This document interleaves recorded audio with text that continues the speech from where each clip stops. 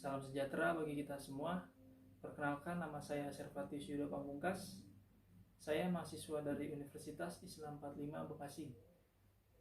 Nomor pokok mahasiswa 41821911900123.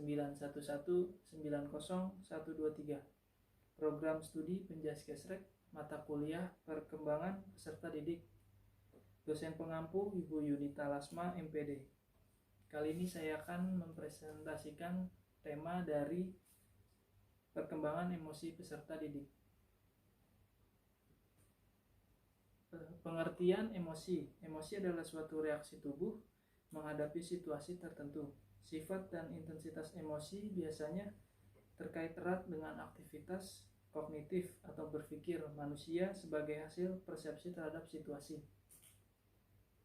Pengertian emosi menurut Chaplin ialah suatu keadaan yang terangsang dari organisme yang mencakup perubahan-perubahan yang disadari yang sifatnya mendalam dari perubahan perilaku tersebut. Chaplin juga membedakan emosi dengan perasaan, dan dia mengatakan bahwa perasaan ialah pengalaman yang disadari yang diaktifkan baik itu oleh perangsang eksternal maupun oleh bermacam-macam keadaan jasmania. Pengertian emosi menurut Surgada Purbakawajah ialah respon terhadap suatu perangsang yang menyebabkan perubahan fisiologis disertai perasaan yang kuat akan biasanya mengandung kemungkinan untuk meletus. Respon demikian terjadi baik terhadap perasaan eksternal maupun internal. Dengan pengertian emosi menurut Surgada ini terlihat jelas perbedaan antara perasaan dengan emosi. Bahkan terlihat jelas bahwa perasaan termasuk ke dalam emosi atau menjadi bagian dari emosi.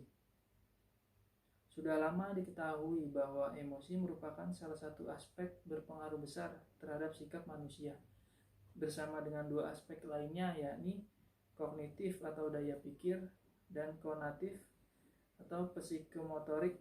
Emosi atau yang sering disebut aspek efektif merupakan penentu sikap, salah satu predisposisi perilaku manusia.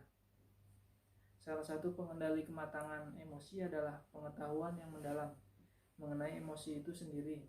Banyak orang tidak tahu menahu mengenai emosi atau bersikap negatif terhadap emosi karena kurangnya pengetahuan akan aspek ini. Seorang anak yang terbiasa dididik orang tuanya untuk tidak menangis, tidak boleh terlalu memakai perasaan, akhirnya akan membangun kerangka berpikir bahwa perasaan memang sesuatu yang negatif dan oleh karena itu harus dihindari. Akibatnya anak akan menjadi sangat rasional, sulit untuk memahami perasaan yang dialami orang lain, serta menuntut orang lain agar tidak menggunakan emosi. Salah satu definisi akurat tentang pengertian emosi terungkap Pris pada tahun 1999 secara tegas mengatakan emosi adalah suatu reaksi tubuh menghadapi situasi tertentu. Sifat dan intensitas emosi biasanya terkait erat dengan aktivitas kognitif atau berpikir manusia sebagai hasil persepsi terhadap situasi. Emosi adalah hasil reaksi kognitif terhadap situasi spesifik. Emosilah yang seringkali menghambat orang tidak melakukan perubahan. Ada perasaan takut dengan yang akan terjadi.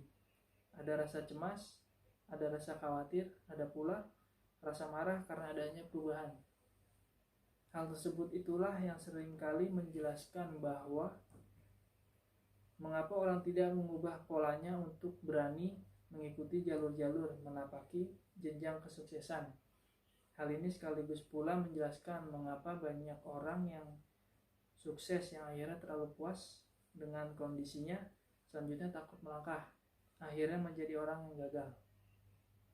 Emosi pada prinsipnya menggambarkan perasaan manusia menghadapi berbagai situasi yang berbeda. Oleh karena emosi merupakan reaksi manusiawi terhadap berbagai situasi nyata, maka sebenarnya tidak ada emosi baik atau emosi buruk. Berbagai buku psikologi yang membahas masalah emosi seperti yang dibahas Atkinson pada tahun 1983 membedakan emosi hanya dua jenis, yakni emosi menyenangkan dan emosi tidak menyenangkan. Konsep dasar teori perkembangan emosi. Emosi juga dapat diartikan suatu keadaan yang kompleks pada diri organisme yang meliputi perubahan badaniah dalam bernafas, detak jantung, perubahan kelenjar, dan kondisi mental seperti keadaan menggembirakan yang ditandai dengan perasaan yang kuat dan biasanya disertai dengan dorongan yang mengacu pada suatu bentuk perilaku. Jika emosi terjadi sangat intens, biasanya akan mengganggu fungsi intelektual.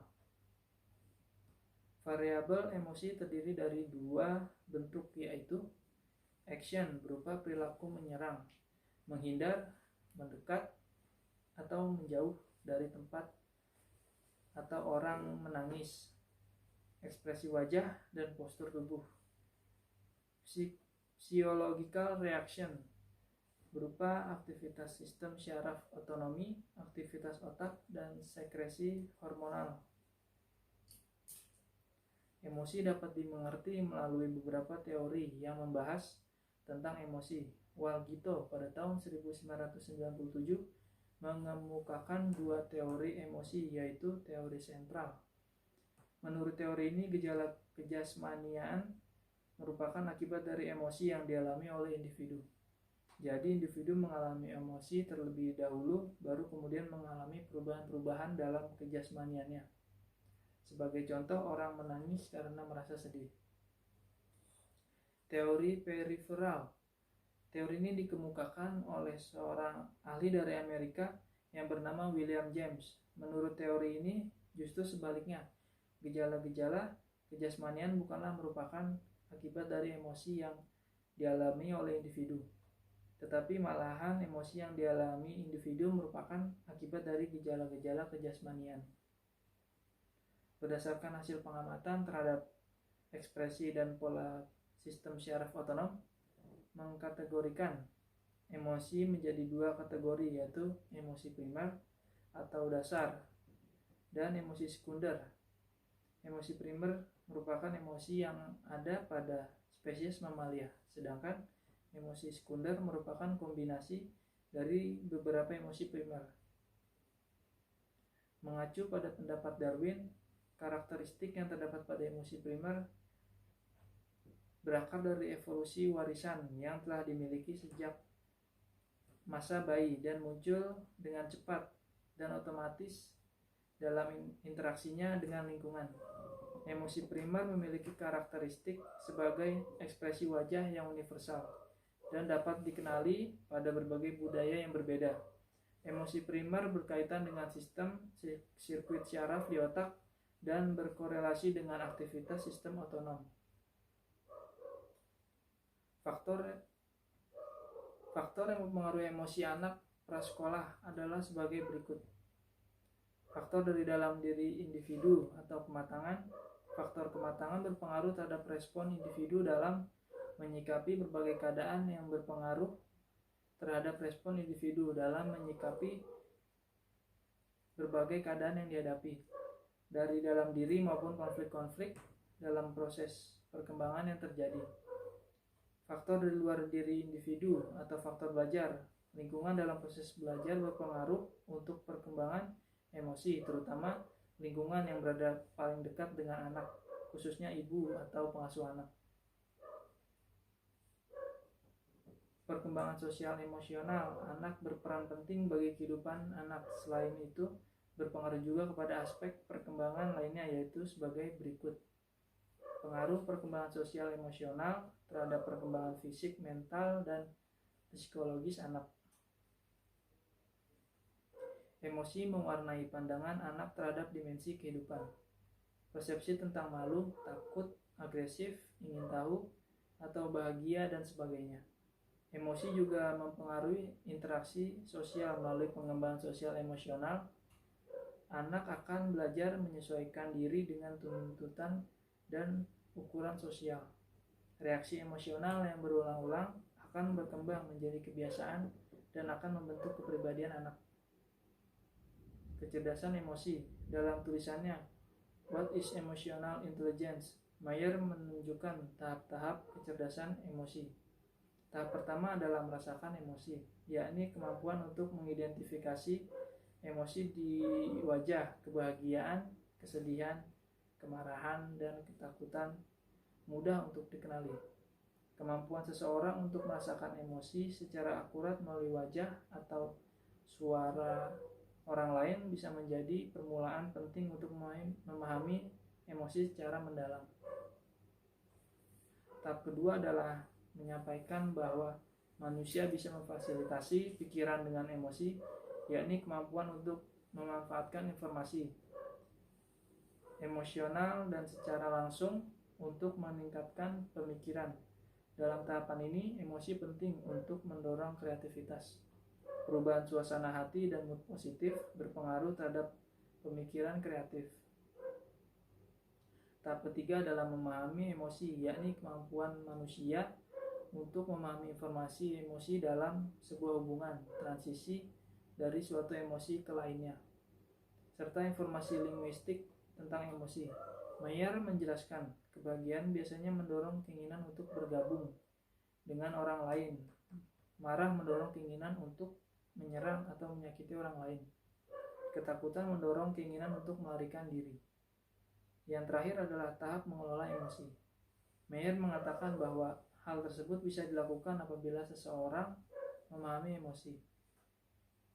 Melatih kecerdasan emosional. Cara mengasah kecerdasan emosional di sekolah diantaranya mengajarkan anak menjadi pendengar aktif. Kemampuan mendengarkan aktif adalah bagian penting dari membantu menciptakan komunikasi dua arah yang sejati, dan itu jauh lebih baik dari sekedar memperhatikan. Dengan mengajak anak menjadi pendengar aktif, mereka akan terlibat dalam dialog dan dapat menanggapi orang lain melalui bahasa tubuh mereka.